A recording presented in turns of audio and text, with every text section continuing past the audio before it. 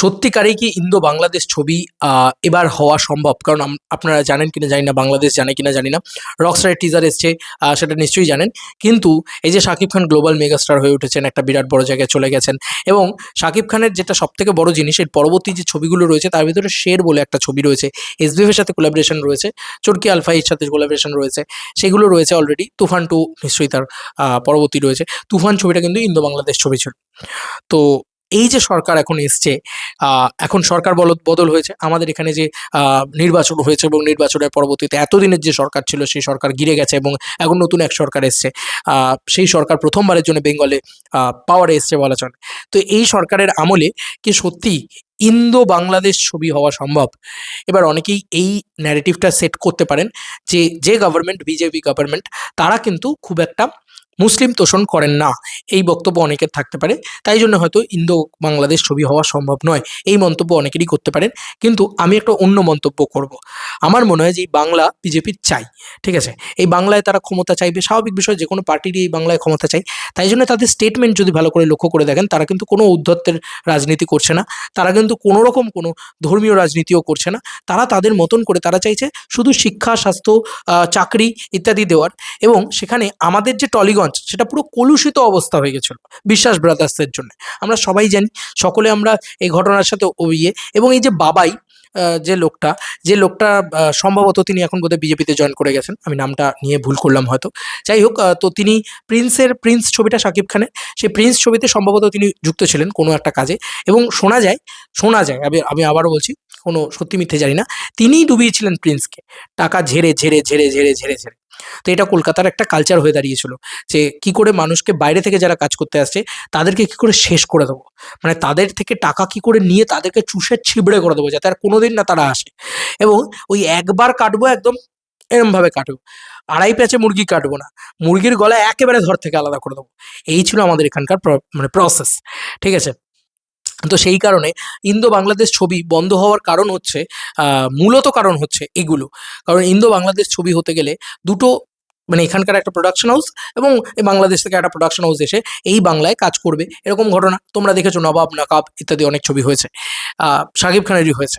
তো সেই কারণেই সেই জায়গায় কত সুবিধার জায়গা ছিল। কিন্তু দিনকে দিন খাওয়ার জিনিস তো বেড়ে গেছে। খাবো, চুরি করবো, খাবো, আরও খাবো, আরও খাবো, আরও খাবো, আরও খাবো, এই খাবো খাবো খাবো খাবো করতে করতে একেবারে সবটাই খেয়ে ফেলেছে। ঠিক আছে? এতটাই কোরাপ্টেড অবস্থা হয়ে পড়েছিল আমাদের টলিগঞ্জের।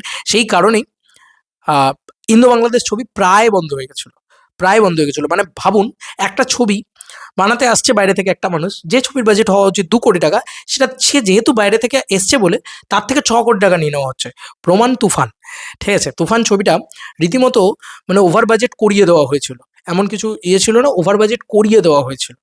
ভাবতে পারেন এত নোংরামি করা হয়েছে। অথচ আপনি অবাক হবেন শুনলে, দরদ ছবিটা বেনারসে শ্যুট হয়েছে। তো অনেকটা পোর্শন কলকাতাতে নেই, বোধহয় নেই, হয়নি বোধহয়। তো বেনারসে শ্যুট হওয়ার কারণে দরদ ছবির বাজেট কিন্তু মানে কন্ট্রোলের ভিতরে ছিল। অবাক হবেন ভাবলে, বেনারস আর বেঙ্গলের এখানেই ফারাক ছিল তখন। তো সেই জিনিস কিন্তু এবার আপনারা দেখতে পাবেন, বিকজ এখন সরকার যে এসছে তারা চাইবে ইন্দো বাংলাদেশ ছবি হোক। কারণ এই সরকার আবার পুঁজিবাদী সরকার, বা এই সরকার আবার এমন একটা দল যে দল বিজনেস চায়। তো এই দল কিন্তু, আমার যতদূর যা মনে হয়, এই দল কিন্তু বিজনেস চাইবে। বাংলাদেশ এবং আমাদের এখানে যে দুটো জায়গা, ভাষাটা তো বাংলা, এখানে বিজনেস হলে এখানকার একজন প্রডিউসার বেশি টাকা পাবে এবং আপনি ভাবতে পারবেন না ওখানকার একজন প্রডিউসারও ভালো টাকা পাবে।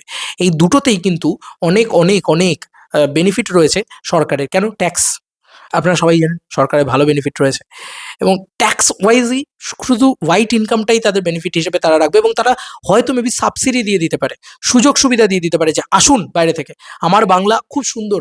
ভাবতে পারবেন না, আমার বাংলাদেশের ভাই বোনেরা, আপনারা জানেন নিশ্চয়ই, আমার পশ্চিমবাংলা এত সুন্দর একটা জায়গা। এখানে বাইরে থেকে যদি কেউ শুটিং করতে আসতো, তো এখানে তাকে ডাবল ট্রিপল চার্জ করা হতো, ট্রিপল চার্জ করা হতো। এখানকার টেকনিশিয়ান নিতেই হবে, এতজনকে বসিয়ে রাখতেই হবে। এই ঘটনা হয়েছে এতদিন ধরে। পাপ বাপকেও ছাড়ে না, জানেন তো। সেই কারণেই আজকে এই পালাবদল আমাদের এখানে। তো আমাদের এখানে এই পালাবদলের পরবর্তীতে অনেকেই মনে করতে পারেন হিন্দু মুসলিম ইত্যাদি ইত্যাদি, কিন্তু না, আমার যতদূর যায় সেটা মনে হয় না। কারণ এখন যে বাংলাদেশের সরকার রয়েছে তার সাথেও আমাদের ভারত সরকারের, এখন আমরা বুঝতেই পারছি ডাবল ইঞ্জিন ব্যাপারটা হয়েছে। আমাদের এখানকার পশ্চিমবাংলাও যে সরকার, সেটা ভারত সরকারও। তো ভারত সরকারের কিন্তু তার সাথে সম্পর্ক খুব ভালো। ঠিক আছে? তো আমার যতদূর যা মনে হয় বাংলাদেশের সাথে ইন্দো বাংলাদেশ ছবি অবিলম্বে শুরু করা উচিত এবং আসাও উচিত। তারা এবার নির্ভয়ে তারা এসে আসতে পারে। কারণ তাদের একটা মেন্টালিটি এমন হয়ে গেছে যে কলকাতায় গেলেই তো শালা টাকা ঝেড়ে দেয়। এরকম একটা মেন্টালিটি হয়ে গেছে। বিকজ এই পার্টিকুলার কিছু মানুষ আজকে প্রিন্সের সময় যারা এটা করেছে মানে এখানকার ক্রিয়েটাররাও জানে। এখানকার ক্রিয়েটাররা বলতে শাকিব খানের সাথে যুক্ত একজন স্বনামধন্য বড় ক্রিয়েটার রয়েছে, আমি নাম নিলাম না। তিনি পর্যন্ত জানেন যে কি করা হয়েছে প্রিন্সের সাথে। প্রিন্স ছবি হিসেবে ভালো খারাপ ডিরেক্টরের ক্রেডিবিলিটি যা খুশি হতে পারে। কি করা হয়েছে প্রিন্সের সাথে সেটা তিনিও জানেন। তিনি শুটে গিয়েছিলেন, তিনি জানেন। তো যাই হোক, এটাই বলবো যে শাকিব খান, দেবদা, জিদ্দা এরা যদি এক হয় না, একটা ধরো 10 কোটি টাকা থেকে যে ট্যাক্সটা পাওয়া যাবে 100 কোটি টাকা থেকে তার থেকে বেশি ট্যাক্স পাওয়া যাবে। যদি 100 কোটি টাকা থেকে যে ট্যাক্সটা পাওয়া যাবে 200 কোটি টাকা থেকে তার থেকে কিন্তু বেশি ট্যাক্সটা পাওয়া যাবে। সেই দিকেই কিন্তু বিজেপি এগোবে বলে আমার ধারণা। ঠিক আছে? তাই ইন্দো বাংলাদেশ ছবি হবে না, এটা যারা ভাবছেন তাদের বলবো যে ইন্দো বাংলাদেশ ছবি হওয়ার চান্স বেড়ে গেল এখন যে সরকার এসছে সেই কারণে। ঠিক আছে? এই হচ্ছে বিষয়। এবার আমার যেটা অ্যানালিসিস ছিল, আমার যেটা মনে হয়েছে, আমার সেটা মনে হয়েছে যে বাংলাদেশের সাথে সুসম্পর্ক তৈরি হয়েছে ইতিমধ্যেই বাংলাদেশের যে সরকার এসছে সেখানে। এবং আমাদের এখানেও যে গুন্ডা রাজ, মাফিয়া রাজ চলছিল সেটা বন্ধ হয়েছে এবং সেখানেও সরকারের ইয়ে এসছে। এবার সবকিছু ভালো হোক এটাই চাই। আমি রিকোয়েস্ট করব আমার সরকারের কাছে, আমার পশ্চিমবাংলা সরকারের কাছে, এখন তো একটাই সরকার, আমার ভারতবর্ষ সরকারের কাছে, বিজেপি সরকারের কাছে যে ইন্দো বাংলাদেশ ছবি আপনারা অবিলম্বে তৈরি করুন।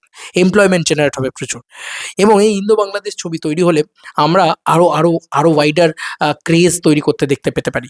আপনারা মনে রাখবেন হয়তো জিদ্দার ছবি বাংলাদেশে রিলিজ হতো, হঠাৎ করে সেটা বন্ধ হয়ে গেল, বন্ধ করে দেওয়া হলো।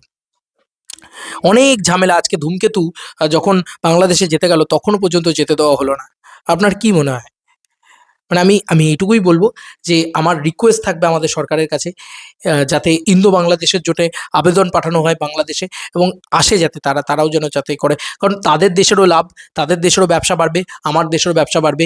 এই প্রত্যেকটা মানুষ যারা বাংলা ইন্ডাস্ট্রির সাথে কিঞ্চিৎভাবে এরকম এরকম লিঙ্ক হয়ে রয়েছে, যারা যুক্ত হয়ে রয়েছে, যারা সোশ্যাল মিডিয়া থেকে দুটো টাকা পয়সা আনেন বা কামান, তারাও কিন্তু উপার্জনের আরও বড় দিক দেখতে পাবে এবং আমার মনে হয় প্রত্যেকটা মানুষের উপার্জনের খুব দরকার।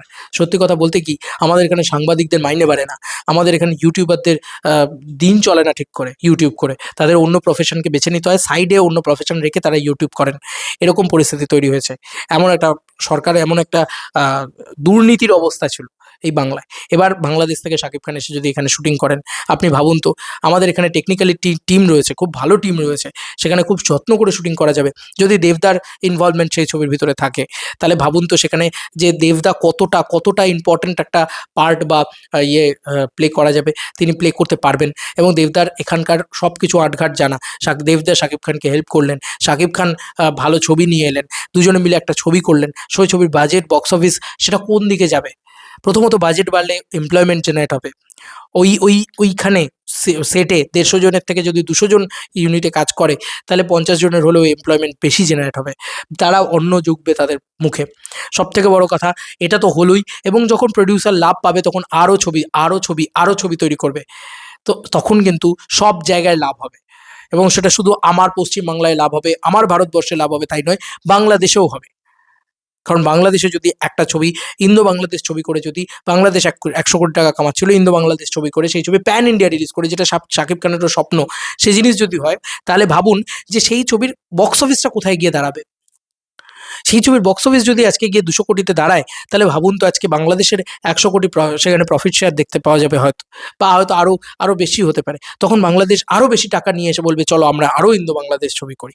কেন তাহলে মাঝখানে 2015-16 ওই টাইমটাতে ইন্দো বাংলাদেশ ছবির এত চল বেড়ে গিয়েছিল? ভালো করে লক্ষ্য করবেন তো, 14-15-16 ওই টাইমে কেন প্রচুর পরিমাণে ইন্দো বাংলাদেশ ছবি হচ্ছিল? কেন লোকে বলছিল যে শাকিব খান শিকারি, চালবাজ ইত্যাদি ছবি দিয়ে অনেকটা এগিয়ে আসছেন, অনেকটা ভালো ছবি করার চেষ্টা করছেন? সেইটা তো বন্ধ হয়ে গেল না। এমন পরিস্থিতি তৈরি হলো পশ্চিমবাংলার। তো যাই হোক, আমি চাইবো যে আমাদের এখানের ছবি বাংলাদেশে রিলিজ করুক, বাংলাদেশের ছবি আমাদের এখানে রিলিজ করুক এবং ইন্দো বাংলাদেশ যে ছবিগুলো নয় সেগুলোও যাতে এবার রিলিজ করে। ঠিক আছে? তাহলে অনেক সুবিধা হবে। অনেক মানে অনেক সুবিধা হবে। কারণ বাংলাদেশের যে ছবি একদিনে, ধরো 'বরবাদের' মতন ছবি, যে ছবি বাংলাদেশে ১ম দিন রিলিজ করে ওরম ব্যবসা করছে, সেই ছবি আমাদের এখানে দিনের দিন রিলিজ করলে কিঞ্চিৎ হলেও ব্যবসা করবে। ১ কোটি টাকা হলেও, ১.৫ কোটি টাকা হলেও, ২ কোটি টাকা হলেও ব্যবসা করবে। সেটাই বা বাংলাদেশের তো এক্সট্রা ইনকাম।